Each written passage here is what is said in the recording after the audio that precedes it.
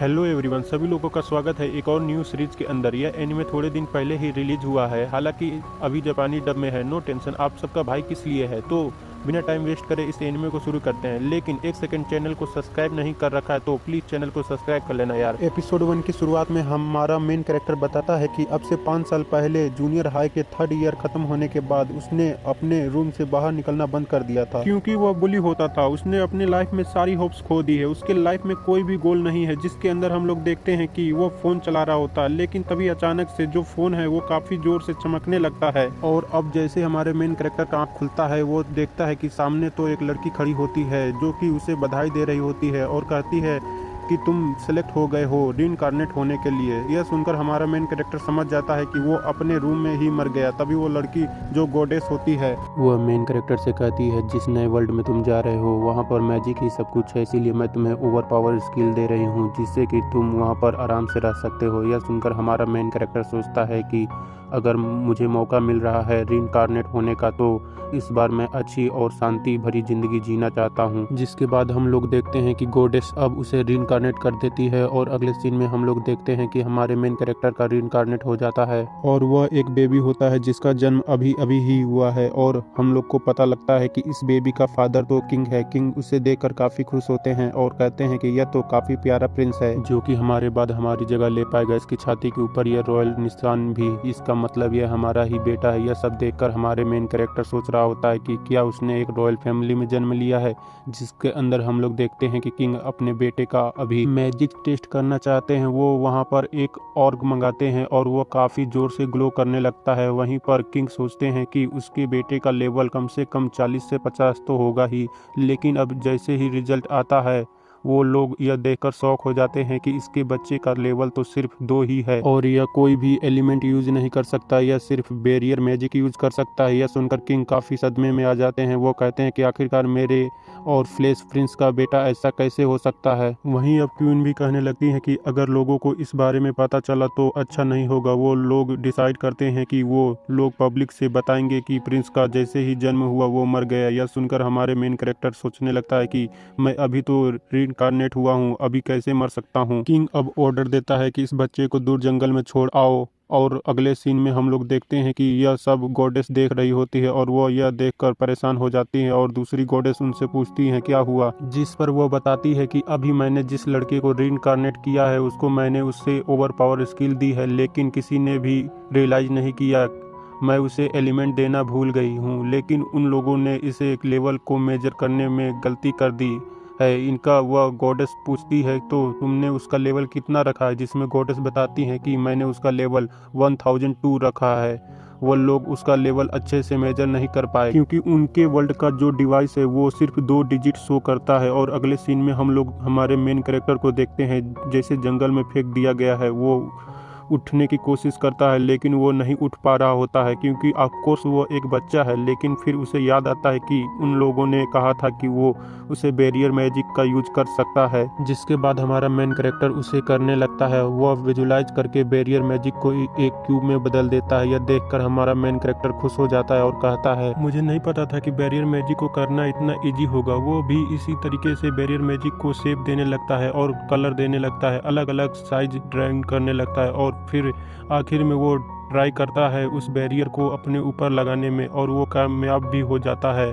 वह कंट्रोल करने लगता है जिसकी वजह से वह हवा में भी उड़ने लगता है। यह देखकर वो काफ़ी खुश हो जाता है और कहता है यह तो काफ़ी यूजफुल पावर है। तभी अच्छे से हम लोग को देखते हैं कि वहाँ पर एक काफ़ी बड़ी वुल्फ मॉन्स्टर आ जाती है जो कि आते ही उस पर हमला कर देती है। लेकिन वह बैरियर इतना स्ट्रांग होता है कि उस बच्चे को कुछ भी नहीं होता। इस वजह से हमारे मेन कैरेक्टर को गुस्सा आ जाता है और अब वह उसके ऊपर काफ़ी बैरियर मैजिक का यूज करके छोटे छोटे क्यूब बनाता है और अब वो उस वुल्फ के ऊपर हमला करने लगता है। लेकिन उससे ज़्यादा कुछ नहीं होता, इसीलिए हमारा मेन कैरेक्टर सोचता है कि उसे कोई बड़ी चीज़ से ट्राई करनी होगी। जिसके बाद अब हमारा main character barrier magic use करके काफ़ी सारे पेड़ को उठाकर उस वुल्फ के ऊपर मारने लगता है। इस वजह से जो वुल्फ है थोड़ी सी घायल हो जाती है, लेकिन फिर से वो वापस खड़ी होने लगती है। यह देखकर हमारे मेन कैरेक्टर इरिटेट हो जाता है और वह पूरी एक बड़ी ज़मीन को उठा लेता है और वह उस जमीन से ही मारने लगता है। यह देखकर वुल्फ घबरा जाती है और कहने लगती है कि रुक जाओ, मैं सरेंडर करती हूँ। यह देखकर हमारा मेन कैरेक्टर शॉक हो जाता है और कहता है क्या वुल्फ भी बात कर सकती हैं, जिसकी वजह से अगले सीन में हम लोग देखते हैं कि वुल्फ माफ़ी मांगने लगती है और कहती है तो मैं सिर्फ इसलिए खाना चाहती थी कि मैं अपना माना रिकवर कर सकूं, लेकिन मुझे नहीं पता था कि तुम इतने स्ट्रांग होगे। आखिरकार तुम कौन हो? वहीं पर हमारा मेन कैरेक्टर एक बच्चा होता है, इसलिए वो बोल नहीं पाता। वहीं पर अब वो थोड़ा सा दिमाग लगाता है और अपने बैरियर को अपने गले के साथ अटैच कर लेता है, जिस वजह से अब वो बातें करने लगता है और वो जोर से कहता है हेलो। यह देखकर वो वुल्फ शॉक हो जाती है और कहती है तो तुम बात कर सकते हो, तुम हो कौन? तो हमारे मेन कैरेक्टर पर याद करता है कि किंग ने तो उसे नाम दिया था रेड हार्ट, लेकिन वो वाला नाम नहीं बताता और बताता है कि मेरा नाम हारुतो है, मेरा जन्म किंगडम में हुआ था, लेकिन मेरे पास कम माना होने की वजह से मुझे मेरे पेरेंट्स ने छोड़ दिया। यह सुनकर वुल्फ कहती है तुम ये क्या बात कर रहे हो? मैं तो सेंस कर रही हूँ कि तुम्हारे अंदर का माना इतना ज़्यादा है कि किसी भी वुमेन्स की नहीं हो सकती। कहीं तुम डीमन किंग तो नहीं हो जो कि रीइंकार्नेट करके आया है? तब ये सोचते कि वो पिछले लाइफ में तो एक लूजर था। वो ये बात वुल्फ को थोड़ी बता सकता था, पर उसे कहता है कि हाँ तुमने सही समझा, मैं डीमन किंग ही हूँ। यह सुनकर वो शॉक हो जाती है और कहती है अब समझ गई कि तुम इतने स्ट्रोंग कैसे हो। मैं आपसे हार मानती हूँ, आप मुझे मार सकते हो। तो उसे कहता है नहीं, तुम्हें मरने की कोई जरूरत नहीं है, जब तक तुम मेरे ऊपर हमला नहीं करोगी मैं तुम्हें कुछ नहीं करूँगा। यह सुनकर वुल्फ कहती है आप तो कितने ज़्यादा काइंड हो। तब हारुतो वहाँ से जाने लगता है, यह कहते हुए कि फ्रे मैं यहाँ से जा रहा हूँ, बाय। वहीं पर वुल्फ काफ़ी ज़्यादा शौक होती है, वह हारुतो को रोकती है और उसे कहती है कि आपने मेरी जान बख्शी है, मुझे एक नया नाम भी दिया है, इससे हमारे बीच एक कॉन्टेक्ट बन गया है, अब से आप हम मेरे मास्टर हो, मैं ज़िंदगी भर आपकी सेवा करूँगी। वहीं अब हारुतो उसे समझाने लगता है और उसे कहता है कि मैं कॉन्टेक्ट नहीं बनाना चाहता था। हारुतो बोल ही रहा होता है, लेकिन तभी अचानक से उसकी सारी एनर्जी ख़त्म हो जाती है और वो नीचे आ जाता है। यह देखकर फ्रे घबरा जाती है और कहती है मास्टर आपको क्या हुआ? जिस पर हारुतो कहता है कि मैं एक बच्चा हूँ तो मुझे दूध पीना है। यह सुनकर फ्रे कहती है अगर ऐसी बात है तो मैं कुछ करती हूँ। और अब ऐसा बोलने के बाद हम लोग देखते हैं कि फ्रे अपने आप को ट्रांसफॉर्म करने लगती है और वह एक सुंदर लड़की में ट्रांसफॉर्म हो जाती है जिसने कोई भी कपड़े नहीं पहने होते हैं। यह देखकर हारुतो काफ़ी शर्मा जाता है और वह इससे कहता है तुम्हें कुछ कपड़े पहनने चाहिए। ऐसे बोलने के बाद हारुतो अपने बैरियर मैजिक का यूज करके उसके लिए कुछ कपड़े बना देता है, जिससे वो और भी ज़्यादा खूबसूरत लगने लगती है। जिसके बाद अब फ्रे के पास जाकर वह माफ़ी मांगती है और कहती है माफ़ करना, मिल्क प्रोड्यूस नहीं कर सकती हूँ। तभी अचानक से फ्रे को सेंस होता है कि कोई यहाँ पर आ रहा है। ये बात हारुतो को बताती है और कहती है कि क्या मैं उसे मार दूं? जिस पर हारुतो कहता है नहीं, पहले तुम उससे बात करो, पूछो कि उसे क्या चाहिए। अब हारुतो फ्रे के ऊपर एक बैरियर कांटेक्ट कर देता है और इससे कहता है कि इससे तुम मेरी बातों को सुन पाओगे। जिसके बाद अब हम लोग देखते हैं कि वह एक बंदा आ जाता है और कहता है कि इस बेबी को यहाँ से लेने आया हूँ। यह बात सुनकर फ्रे उसे मना कर देती है। तो बंदा कहता है तुम्हारे पास कौन सा हक है उसे मना करने का? जिस पर फ्रे कहती है मेरे पास, क्योंकि यह थोड़े समय पहले ही यह मेरे मास्टर बने हैं, इसका मतलब यह है कि यह मुझे बिलोंग करते हैं। जिस पर यह बंदा कहता है कि यह जो भी बेबी है यह मेरे रिलेटिव का बेटा है, उसने इसे छोड़ दिया है, इसीलिए मैं इसे बचाने आया हूँ। यह सुनकर फ्रे उसे कहती है कि तुम वुमेन्स ऐसे क्यों होते हो कि एक बार छोड़ने के बाद उसे तुम लोग वापस लेने कैसे आ सकते हो? तो बंदा कहता मुझे पता है कि यह बच्चा भूखा है, इसलिए मैं इसके लिए दूध लेकर आया हूँ। यह देखकर हारुतो खुश हो जाता है और फ्रे से कहता है कि इससे दूध को ले लो, लेकिन फ्रे मना कर देती है। उससे बंदे से कहती है कि क्या तुम्हें यह पता चल गया है कि मैं मिल्क प्रोड्यूस नहीं कर सकती हूँ, इसीलिए तो तुम मेरी बेइज्जती कर रहे हो ना? जिस पर बंदा कहता है नहीं, मुझे तुमसे कोई फर्क नहीं पड़ता, लेकिन बस मुझे इतना पता है कि तुम एक ह्यूमन चाइल्ड को पाल नहीं सकती हो। यह सुनकर फ्रे गुस्सा हो जाती है और कहती है कि तुम यह बात इतनी कॉन्फिडेंस से कैसे कह सकती हो, और आखिरकार तुम्हें इस बच्चे की इतनी परवाह क्यों है? तो बंदा कहता है कि यह स्टोरी से रिलेटेड है। वो बताता है कि इसकी वाइफ एक बार प्रेग्नेंट थी, लेकिन बदकिस्मत से बच्चा जन्म नहीं ले पाया और इस बच्चे की वजह से इससे मुझे कोई फर्क नहीं पड़ता। लेकिन हारुतो एक बच्चा है जो कि इस दुनिया में आ है, उसे कम से कम एक अच्छी जिंदगी जीने का मौका तो मिलना चाहिए। यह कहानी सुनकर फ्रे दुखी हो जाती है और वह रोने लगती है। जिसके बाद वह बंदा फ्रे से कहता है चलो एक डील करते हैं, अगर यह बच्चा तुम्हारा मास्टर है तो मैं तुम्हें इस बच्चे का पर्सनल अटेंडेंस बना देता हूं। तो फ्रे भी मान जाती है और कहती है ठीक है, लेकिन मैं अपने मास्टर का हमेशा ख्याल रखूंगी और उन दोनों के बीच एक डील हो जाती है। और अगले सीन में हम लोग देखते हैं कि बंदा हारुतो की जो टोकरी होती है उसे तोड़ देता है और फिर वो उसके ऊपर ब्लड भी डाल देता है, जिससे कि लोगों को लगे कि हारुतो मर गया है। जिसके बाद हम लोग देखते हैं कि वो बंदा अब उन लोगों को अपने साथ ले जाने लगता है और अब वो हारुतो को अपने साथ ले जाने लगता है। और अब अगले सीन में हम लोग देखते हैं कि 9 साल बीत जाते हैं, जहाँ पर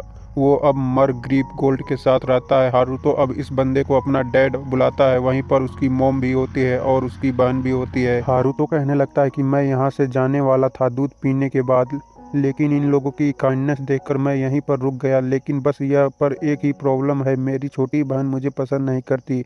हारुतो कहने लगता है कि मुझे काफ़ी दुख है यह जानकर कि मेरी छोटी बहन मुझे पसंद नहीं करती। वहीं पर हम लोग देखते हैं कि हारुतो की बहन सैलेड फ्रे को काफ़ी ज़्यादा पसंद करती है। यह देखकर हारुतो काफ़ी ज़्यादा जेलस फील कर रहा होता है। सैलेड फ्रे से कहती है, क्या आप फिर मेरे साथ आज खेलोगी? जिसमें फ्रे मना कर देती है और कहती है, नहीं, आज हारुतो ने मुझे एक इम्पोर्टेंट काम दिया है, मैं उसे पूरा करूंगी। तभी हारुतो फ्रे से कहता है, सैलेड के साथ खेल लो, जिस पर फ्रे मान जाती है। और अब अगले सीन में हम लोग देखते हैं कि सैलेड और फ्रे खेल रही होती हैं। वहीं पर सरलेट काफ़ी ज़्यादा खुश होती है। यह चीज़ हारुतो को खिड़की से खड़ा होकर देख रहा होता है। तभी वहाँ पर उसकी मॉम आ जाती है और कहती है कि इस बात की वजह से तुम परेशान मत हो। मुझे लगता है कि सरलेट तुम्हारे साथ इसलिए नहीं खेलती क्योंकि वह तुम्हारे अराउंड थोड़ी सी शाय है। उसे नहीं पता कि तुम्हारी आगे लड़कों के साथ कैसे एक्ट किया जाता है। देखो सरलेट की तो फ्रे के साथ कितनी अच्छी बनती है। वही हमारा हारुतो परेशान हो जाता है। वो कहता है, कहीं सरलेट को पता तो नहीं चल गया कि मैं एक्चुअल में 30 साल का बूढ़ा आदमी हूँ। इस बात के बारे में सोचकर हारुतो तो काफ़ी दुखी हो जाता है और कहता है, शायद छोटी बच्चियों को बूढ़े आदमी के साथ घूमने में मज़ा नहीं आता। तभी हारुतो की मोम कहती है, दुखी मत हो, मेरे पास एक आइडिया है, क्यों ना तुम उसे सरलेट के लिए कोई स्पेशल चीज़ करो जिससे कि वो समझ जाए कि तुम उसके लिए कितने अच्छे बड़े भाई हो। और वैसे भी तुम्हें तो पता ही है कि फ्यूचर में जो हमारी चीज़ है वो तुम्हारी होगी, क्योंकि तुम हमारे उत्तराधिकारी हो हारुतो। अगर अपने रूम में बाहर रहने की वजह से कभी सरलेट के साथ खेल कर देखो। पर अभी इसी तरीके से हारुतो अपनी मोम की सारी एडवाइस लेता रहा। और अब अगले सीन में हम लोग हारुतो के रूम में आ जाते हैं और वो कहने लगता है कि मुझे काफ़ी जल्द ये घर छोड़कर जाना होगा, लेकिन अगर मैं जाऊंगा तो फ्रे भी मेरे साथ आएगी और अगर ऐसा होगा तो सरलेट मुझे और ज़्यादा हेट करने लगेगी क्योंकि मैं फ्रे से उससे दूर ले जाऊंगा। माँ ने फ्रे को समझाने की कोशिश करी है, लेकिन वो समझती ही नहीं कि उसका कहना है कि वो हमेशा मेरे साथ रहेगी। लेकिन अगर मैं यहाँ पर रहा तो मैं पक्का इससे कह सकता हूँ कि यह लोग मुझसे काफ़ी ज़्यादा चीज़ें कराएंगे। पर वहीं पर हम लोग देखते हैं कि हारुतो ने 9 साल लगातार अपनी एक खुद की कॉपी बनाई है, जिसकी वह कॉपी को यह पर छोड़ सके और खुद लीव कर सके। लेकिन यह कॉपी अभी तक पूरी नहीं हुई है, यह बात भी नहीं कर सकती है और हिल भी नहीं सकता। तो अभी हारुतो को रियलाइज होता है कि उसे तो फ्रे की भी एक कॉपी बनानी होगी। इस बात से हारुतो का दिमाग खराब हो जाता है। तभी हम लोग देखते हैं कि हारुतो के डैड हारुतो को नीचे बुलाने लगते हैं। तब हम माना जाता है कि वो नीचे आ जाता है। जब उसके डैड उसे कहते हैं कि आज मैं तो तुम्हें सिखाऊंगा कि तलवार का यूज कैसे किया जाता है, क्योंकि तुम्हारा माना लेवल काफ़ी ज़्यादा कम है, इसीलिए तुम्हें बाकी स्किल को डेवलप करना होगा। या फिर क्या तुम किसी दूसरे फील्ड में के अंदर इंटरेस्ट करते हो? तो हारुतो कहता है, हाँ, मैं एसेंट मैजिक पर स्टडी कर रहा हूँ। यह सुनकर हारुतो की डैड खुश हो जाते हैं और कहते हैं, मुझे लगा था कि तुम अपने रूम में सिर्फ टाइम पास करते होगे, लेकिन तुम कुछ तो कर रहे हो। तो हारुतो कहता है, हाँ, मैं अपनी रिसर्च करने के लिए अब वापस जा रहा हूँ। तभी उसकी डैड उससे रोकते हैं और कहते हैं कि तुम्हारे अंदर इस स्वॉर्ड का भी टैलेंट हो सकता है। जब तक तुम ट्राई नहीं करोगे तुम्हें कैसे पता चलेगा कि लड़ने के लिए तैयार हो जाती है। हारुतो बताता है कि इसके डैड एक एसेंट बैरियर के, जिन्हें अर्थशास्त्र व हैमर के नाम से भी जाना जाता है। मुझे लगता है कि मैं अपने डैड के ऊपर हमला नहीं कर पाऊंगा, इसीलिए मैं अपने ऊपर बैरियर लगा देता हूं, जिससे कि मेरी फिजिकल एबिलिटी थोड़ी ठीक हो जाएगी। जिसके बाद हारुतो तेजी से अपने डैड के ऊपर हमला कर देता है, लेकिन वो हारुतो के अटैक को डॉच कर लेते हैं। इसी वजह से हारुतो की तलवार जमीन पर जाकर लगती है और टूट जाती है। हारुतो को रियलाइज होता है कि वो तो अपने स्वॉर्ड के ऊपर बैरियर मैजिक को लगाना भूल गया था। वहीं पर हारुतो के डैड काफ़ी शौक होते हैं। वो कहते हैं कि आखिरकार अभी भी ये क्या हुआ। जिसके बाद हारुतो से कहता है, मैं तुम्हारे ऊपर हमला कर रहा हूँ, डॉज करने के लिए तैयार हो जाओ। ऐसे बोलने के बाद वो हारुतो के ऊपर काफ़ी तेज़ी से हमला कर देते हैं। वहीं पर हारुतो अटैक को डॉज करने के लिए आसमान में कूद जाता है, जिसके बाद वो नीचे आता है और काफ़ी खुश होता है और कहता है कि मैंने एक फुल स्विंग अटैक को डॉज। ये तो काफ़ी कमाल का है। वहीं पर हारुतो के डैड काफ़ी ज़्यादा शॉक होते हैं और कहते हैं कि इस अटैक को तो लेवल 30 के लेवल वाले ही कर सकते हैं, तुमने ये कैसे किया। वहीं हारुतो को भी खुद नहीं पता होता है। हारुतो हमेशा चेक किया करता था, उसे लगता था कि उसका लेवल जो है 100 से ज़्यादा होता होगा, लेकिन हारुतो को सिर्फ इतना ही नहीं और कहा जाता है कि ह्यूमंस की सिर्फ लेवल 77 तक ही रीच कर सकते हैं। हारुतो कहता है मेरा तो 1000 तो होगा ही कैसे, पर मेरा माना तो लेवल सिर्फ 2 का है और मेरे पास कोई भी एलिमेंट भी नहीं है। मुझे लगता है कि क्योंकि मेरे पास एलिमेंट नहीं है, इसी वजह से मैजिक को एक्सपेंट यूज कर सकता हूँ। वहीं पर अब हारुतो के डैड कहते हैं यह सब एक तुक्का होगा, भूल जाओ इस सब के बारे में। अपने ट्रेनिंग को वापस कंटिन्यू करते हैं। वहीं पर हम लोग देखते हैं कि यह सब शार्लेट पीछे से छुपकर देख रही होती है। वहीं पर सीन शिफ्ट होता है। हम लोग देखते हैं कि हारुतो की मोम और हारुतो के डैड बैठे होते हैं और हारुतो की मोम हारुतो के से कहती है क्या आप ज़्यादा बिजी हो। हारुतो के डैड कहते हैं हाँ, मैं हारुतो को तलवार यूज करना सिखा रहा हूँ। यह सुनकर हारुतो की मोम कहती हैं तो वो कैसा चल रहा है। तो वो कहते हैं मुझे शक हो रहा है कि हारुतो एक रीइंकार्नेट डीमन है। सीक्रेट रॉयल फैमिली के रिकॉर्ड में कहा जाता है कि मैन डीमन के साथ इवोल्व था, लेकिन यह काफ़ी रेयर होता है, कोई डीमन रेड के साथ बना होता है। यह सुनकर हारुतो की मोम काफ़ी परेशान हो जाती हैं और कहती हैं एक डीमन के होंस होते हैं, लेकिन हारुतो को कोई भी होंस नहीं है, वो डीमन नहीं हो सकता। जिस पर हारुतो के डैड कहते हैं हाँ, लेकिन कहा जाता है कि रॉयल निशान के अंदर कुछ अजीब पावर्स होती हैं जो कि अभी तक कोई नहीं समझ पाया है। शायद इससे उन्हें पावर की वजह से फ्रे जैसे डीमन हारुतो को प्रोटेक्ट करती है। हारुतो की मोम परेशान हो जाती हैं।